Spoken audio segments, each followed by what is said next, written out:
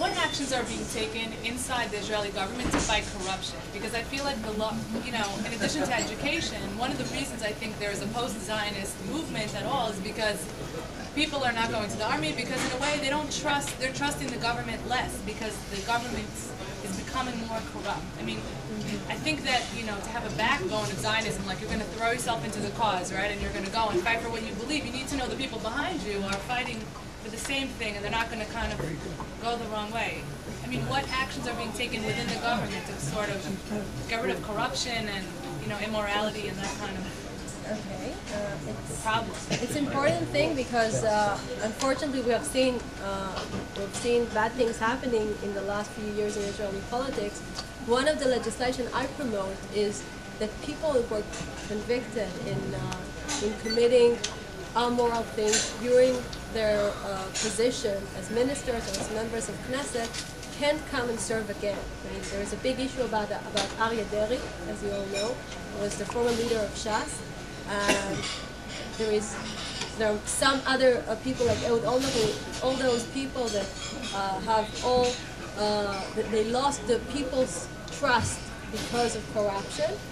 And I'm afraid that today it's very difficult to go and promote such legislation because some people think it's a moral thing and shouldn't be under legislation. You know what you're speaking about, fighting against corruption.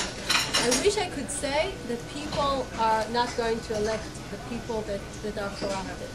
Unfortunately, there are people like this. The good thing about being in the Knesset, I can tell you that most of the people today are very clean. And they're even getting more in awareness the fact that everything can be, you know, everything can be known and things are very transparent. But the thing, personally, I don't think that the problem with not believing in Israeli politics that it's just the corruption. I think it's part of it. I think the most dangerous thing when it comes to political life in Israel is the fact that the political system in Israel is centralizing itself. I call it the extreme center. There's not more just extreme right, extreme left, extreme center. Everyone is trying to be more center than the others, and they're trying to say that there is not real meaning to elections or ideology because everyone says the same eventually. I think this is more dangerous. Yes. I want to ask the members of Knesset represent people, not parties, not system of elections with party list, but direct election. Direct elections for Prime Minister? No, even for members of the Knesset. For members of Knesset. Not off a list. Okay. I think there are three parties that do primaries. Likud, Kadima, it used to be Labor. I don't know how to, and Labor.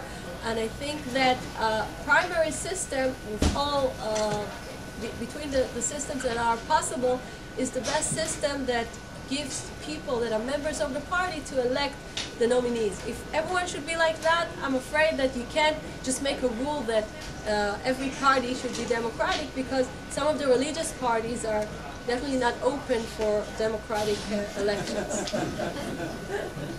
That's the truth.